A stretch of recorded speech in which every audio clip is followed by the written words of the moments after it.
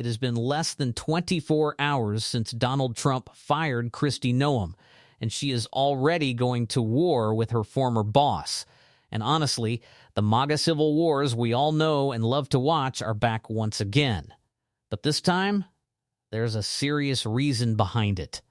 Because on her way out the door, Trump didn't just fire Kristi Noem, he effectively set her up to take the fall. Not only did she reportedly receive the news of her firing while she was in the middle of giving a speech, but Trump also threw her directly under the bus by suggesting that she lied under oath in front of Congress. In other words, he didn't just push her out of the cabinet, he may have opened the door for legal trouble. And now, Kristi Noem appears ready to fight back. A full-blown political war between two major MAGA figures is now brewing. Personally, I don't think she's going to win this fight. But at the same time, I'm not sure Trump wins either. What I do know is this: the political fallout is going to be fascinating to watch. And it all started with Noem's testimony before Congress, the moment that ultimately triggered Trump's decision to remove her from the cabinet. During that hearing, she was questioned about the alleged misuse of hundreds of millions of dollars in taxpayer funds, with figures reportedly reaching around $300 million. Her answers during that exchange quickly spiraled into a disaster. According to critics, her response was so poorly handled that it may have crossed the line into potential perjury, and that's exactly the moment Trump seized on to distance himself from her. First, he attacked her publicly. Then, he fired her. And now, the backlash has begun. But to really understand how this political meltdown started, we need to go back to the moment it all began, when journalist Joe Negus confronted Kristi Noem during that tense congressional questioning. That moment set everything in motion. Two of them were That's chosen. inaccurate, Madam Secretary. I'll read from the notice from your agency. Given the immediate action to significantly reduce illegal immigration and border crossings, DHS identified 4 companies. 4 of the hundreds of thousands of companies in the United States. You identified 4. One of those is this Safe America Media company. Where is Safe America Media headquartered? I don't know. I don't know either, Madam Secretary. We can't find it. We can't find a website. We did find an address that's registered for this company. Do you know where that address is? Is there a problem with this contract? I'll Because tell you was about done it. According to Madam law. Secretary, It was done by the career address is officials. registered to a political It was operative. dollars that were spent Madam Secretary, the to company, inform and then people I'll give you an that the opportunity to laws- respond. The company is registered to a political operative in Virginia. Do you know, just by way of example, whether this company that received $143 million in taxpayer dollars, has it ever done work for the government before? I don't know. I can't. The answer is it has not. And do you know why we know that? Because it was incorporated 8 days before this contract went out. You want the American people to believe that this is all. Answer after answer was simply, I don't know. But there was one thing that Kristi Noem clearly did seem to know, at least according to her testimony. She insisted that Donald Trump had fully approved the controversial advertising campaign and was enthusiastic about it. And that's exactly what she wanted people to believe, because it's important to understand how those ads were designed. According to critics, they were strategically placed so they would run at Mar-a-Lago, ensuring Trump himself would see them. In the ads, Noem appeared prominently, riding a horse in dramatic imagery meant to project strength and leadership. The message she hoped Trump would take away was simple: look at the great job Kristi is doing.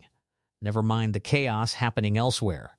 The expectation, critics say, was that Trump would see the visuals and think, doesn't she look impressive?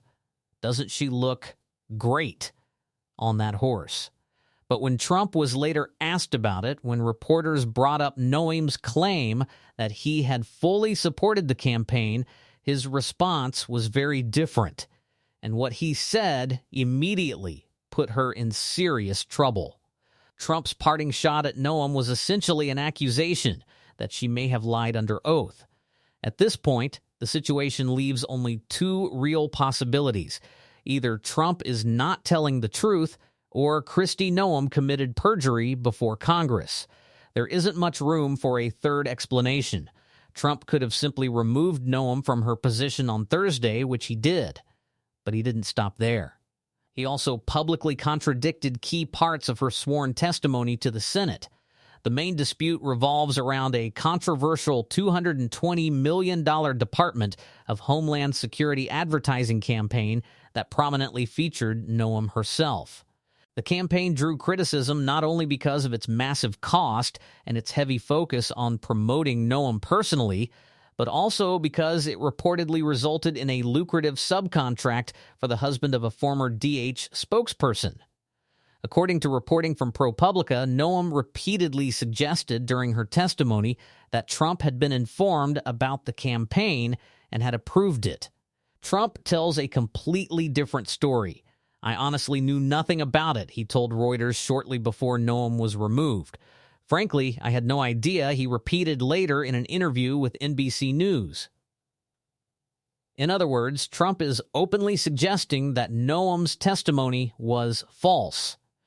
Noem had told Congress that Trump was deeply involved, that he loved the ads, that he supported the campaign, that he was aware of it.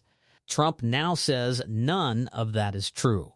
And as we've seen many times before with people inside Trump's orbit, once they fall out of favor, they are quickly left on their own.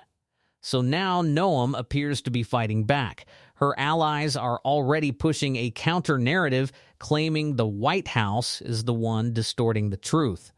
According to reporting from the Daily Caller, sources close to Noem say she had complained as far back as late 2025 that she wasn't receiving enough support from the White House.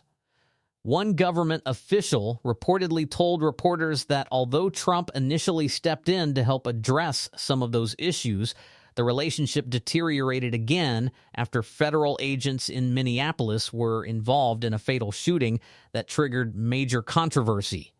That same official strongly disputed Trump's claim that he knew nothing about the $220 million campaign, insisting that the White House was fully aware of it and that senior officials had even been involved in approving the funding.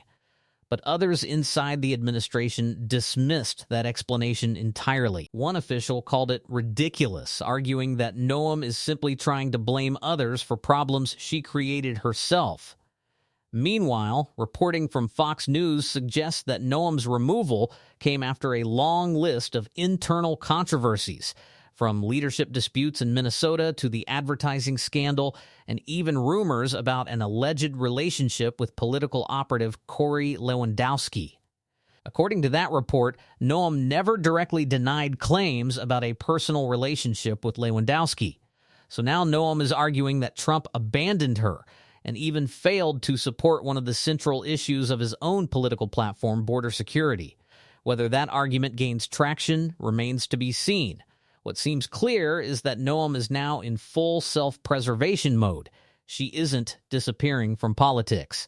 Figures like Marjorie Taylor Greene show that even when MAGA figures fall out of favor, they rarely go away. Instead, they regroup, leak information, and position themselves for the next political opportunity. And that may be exactly what Noem is doing now. Because if she can shift the blame, if she can convince supporters that Trump failed on border policy or that White House advisors like Stephen Miller undermined her, then she preserves her future inside Republican politics. After all, why launch a $220 million advertising campaign featuring yourself riding a horse in front of Mount Rushmore if you're not thinking about national political ambitions? This looks less like the end of a career and more like the beginning of the next internal MAGA fight. And we're already seeing the first signs of that battle. Only 24 hours after her firing, leaks are already emerging that blame the White House. That fight will likely continue and intensify. Meanwhile, Democrats are facing a separate decision about whether to oppose the confirmation of Markwayne Mullin. Some senators, including John Fetterman, have already indicated support, while Senate leadership under Chuck Schumer has avoided committing to a firm position.